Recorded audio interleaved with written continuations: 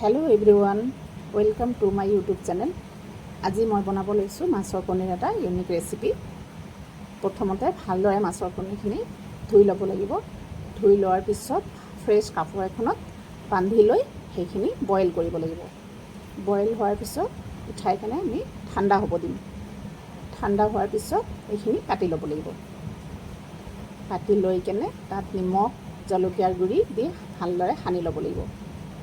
সানি লৈ তেল গৰম কৰিব লাগিব। তেলখিনি গৰম হোৱাৰ পিছত মাছৰ কণীখিনি ভাজি ল'ম। মাছৰ কণীখিনি ভজা হৈ গ'ল। এতিয়া আমি সেই তেলখিনি আকৌ ইউজ কৰিছোঁ। তাতে জিৰা দিছোঁ, গোটা জিৰা, পিঁয়াজ, জলকীয়া দি ৰঙা কৰি ল'ম। তাৰপিছত জলকীয়াৰ গুড়ি, নহৰু, বিলাহী, নিমখ, ধনিয়া পাউডাৰ, জিৰা পাউডাৰ, হালধি পাউডাৰ দি কেনে অলপ সময় সিজাই ল'লোঁ। তাৰপিছত কচুৰি মেথি দি দিলোঁ, গৰম পানী দি দিলোঁ। তাৰপিছত ভজা মাছৰ কণীখিনি তাত দি দিলোঁ।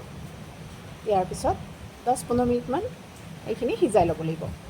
তাৰপিছত আমাৰ মাছৰ কণীৰ তৰকাৰী ৰেডি। আৰু ভিডিঅ'টো ভাল লাগিলে লাইক আৰু ছাবস্ক্ৰাইব কৰি দিব।